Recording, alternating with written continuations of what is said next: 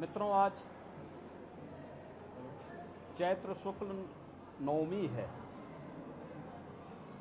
वासंतीय नवरात्रि की सिद्धि प्रदान करने वाली पावन तिथि रामनवमी। जगतजननी माँ भगवती दुर्गा के 9 दिनों के अनुष्ठान की पूर्णाहुति आज होगी। वासंतीय नवरात्रि की नवमी तिथि सभी प्रकार की सिद्धियों को प्रदान करने वाली, सुख और समृद्धि को लाने वाली तिथि, सर्वत्र खुशहाली प्रदान करने वाली तिथि। मैं इस अवसर पर पूरे प्रदेश वासियों को वासंतीय नवरात्रि की हृदय से बधाई देता हूं। उन सबके जीवन में जगतजननी माँ भगवती की कृपा सदैव बनी रहे। उनके व्यक्तिगत जीवन में, पारिवारिक जीवन में, समाज और राष्ट्र में सर्वत्र खुशहाली हो, समृद्धि हो, इसकी शुभकामनाएं मैं पूरे प्रदेश वासियों को देता हूं। वासंतीय नवरात्रि की नवमी तिथि पर मर्यादा पुरुषोत्तम प्रभु श्री राम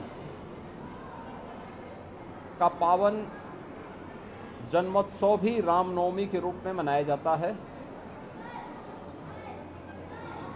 मर्यादा पुरुषोत्तम प्रभु श्री राम भारत के सनातन धर्म की परंपरा में भारतीय जीवन पद्धति के एक अत्यंत पवित्र आदर्श के रूप में हर सनातन धर्मावलंबी के लिए, हर भारतीय के लिए सदैव से प्रेरणा रहे हैं। जीवन के किसी भी क्षेत्र का वह व्यक्ति क्यों न हो, उस क्षेत्र की आदर्श और उसकी मर्यादाएं क्या हैं, प्रभु श्री राम का आदर्श जीवन चरित्र इस बात की प्रेरणा प्रदान करता है। प्रभु श्री राम के उस पावन जीवन चरित्र से प्रेरणा लेने वाला हर भारतीय आज सुखद अनुभूति का अनुभव कर रहा है। अभी कुछ देर में अयोध्या में श्री राम जन्मभूमि पर, प्रभु श्री राम की पावन जन्मभूमि पर भव्य मंदिर निर्माण के उपरांत 22 जनवरी 2024 को आदरणीय प्रधानमंत्री जी के कर कमलों से रामलला की भव्य और दिव्य प्रतिमा की प्राण प्रतिष्ठा का कार्यक्रम संपन्न हुआ। इस पावन कार्यक्रम के उपरांत श्री राम जन्मभूमि पर भव्य मंदिर निर्माण और राम दरबार का प्रभु श्री राम, माता जानकी,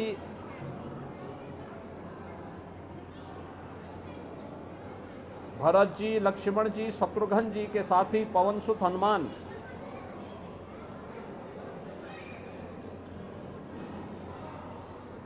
मंदिर में विराजमान हो चुके हैं। और अभी आपने देखा होगा कि इसी नवरात्रि की प्रथम तिथि पर, यानी प्रतिपदा पर 19 मार्च को भारत की महामहिम राष्ट्रपति जी आए और उन्होंने राम मंदिर कार्य के परिपूर्ण होने के उपलक्ष्य में मंदिर के ऊपरी तल में, यानी जिसे आप तृतीय तल कह सकते हैं, इस तल में श्री राम यंत्र की स्थापना का कार्यक्रम भी संपन्न किया। इससे पहले 25 नवंबर को आदरणीय प्रधानमंत्री जी ने 2025 में भव्य राम मंदिर में भारत की सनातन धर्म के प्रतीक भव्य केसरिया ध्वज का आरोहण का कार्य भी संपन्न किया था। ये सभी क्रम आज अयोध्या में देश और दुनिया के हर सनातन धर्मावलंबी ने उसे अपने भौतिक चक्षु से देखा भी है, उसका अवलोकन भी किया है, उससे आनंद की अनुभूति भी किया है। अपने जन्म और जीवन दोनों को धन्य धन्य हर सनातन धर्मावलंबी महसूस करता है कि कई कई पीढ़ियां जो कार्य नहीं देख पाई, वह उन्होंने अपने जीवन में श्री राम मंदिर के निर्माण के कार्य को, रामलला और राम दरबार, श्री राम यंत्र और पवित्र भगवा ध्वज के आरोहण के कार्यक्रम को भी उन्होंने अपनी आंखों से देखा है। और आज अभी दोपहर में 12 बजे सूर्य नारायण द्वारा प्रभु राम के जन्मोत्सव के अवसर पर प्रभु राम का सूर्य तिलक का भव्य दृश्य भी देखने को मिलेगा। मैं इस अवसर पर पूरे प्रदेश वासियों को, हर राम भक्त को राम नवमी की भी हृदय से बधाई देता हूं।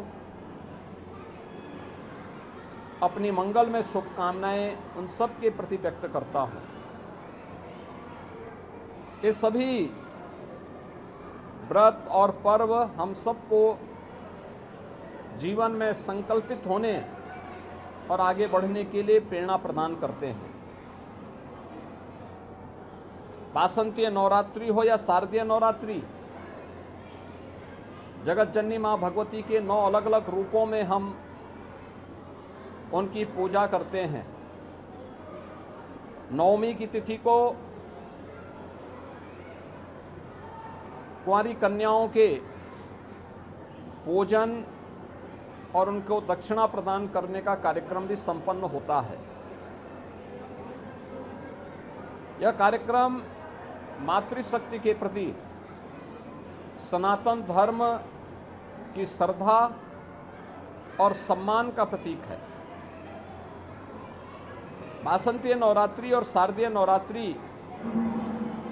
में मातृशक्ति के प्रति इस पवित्र भाव को ध्यान में रख करके ही आज प्रदेश में डबल इंजन की सरकार मिशन शक्ति के माध्यम से नारी शक्ति के सुरक्षा, सम्मान और स्वावलंबन के लिए मिशन शक्ति का कार्यक्रम संचालित कर रही है। आदरणीय प्रधानमंत्री जी की प्रेरणा से अनेक प्रकार के कार्यक्रम नारी गरिमा की रक्षा के लिए, उनकी सुरक्षा, उनके सम्मान और उनके स्वावलंबन के लिए पूरे देश में चलाए जा रहे हैं। प्रदेश में मातृ वंदना का कार्यक्रम हो, प्रदेश में चाहे वह मुख्यमंत्री कन्या सुमंगला योजना या बेटी बचाओ बेटी पढ़ाओ का कार्यक्रम, ये सभी कुशलतापूर्वक संचालित हो रहे हैं। इसके साथ ही प्रदेश के अंदर मुख्यमंत्री कन्या सुमंगला योजना हो या फिर स्नातक तक बेटी की शिक्षा की प्रबंधन की व्यवस्था, ये सभी कार्यक्रम कुशलतापूर्वक चलाए जाने के बाद ही सरकारी नौकरियों में भी हम लोगों ने उन्हें अच्छा स्थान प्राप्त हो, इसके लिए अनेक कदम उठाए हैं। उत्तर प्रदेश पुलिस बल में ही 20% महिला आरक्षण की व्यवस्था सुनिश्चित की गई है और उत्तर प्रदेश पुलिस बल में वर्तमान में 44,000 से अधिक महिला पुलिस अधिकारी और कार्मिक सफलतापूर्वक प्रदेश के अंदर इस अभियान को आगे बढ़ा करके महिला सुरक्षा और स्वावलंबन के कार्यक्रम को आगे बढ़ाने का कार्य कर रही हैं। प्रदेश सरकार और केंद्र सरकार मिलकर के जहां इस अभियान को आगे बढ़ा रहे हैं, वहीं राम राज्य की अवधारणा भी साकार हो। पिछले 11 वर्ष में केंद्र सरकार के मार्गदर्शन में, आदरणीय प्रधानमंत्री जी के मार्गदर्शन में गरीब कल्याणकारी योजनाओं ने 25 करोड़ से अधिक लोगों को देश के अंदर, 6 करोड़ से अधिक गरीबों को प्रदेश के अंदर गरीबी रेखा से ऊपर उठाकर उन्हें सम्मानजनक जीवन यापन करने के अवसर प्रदान किए हैं। प्रदेश में 2 करोड़ 61 लाख गरीबों को शौचालय प्रदान करने का मामला हो, 65 लाख परिवारों को मुख्यमंत्री और प्रधानमंत्री आवास योजना का लाभ प्रदान करने का हो,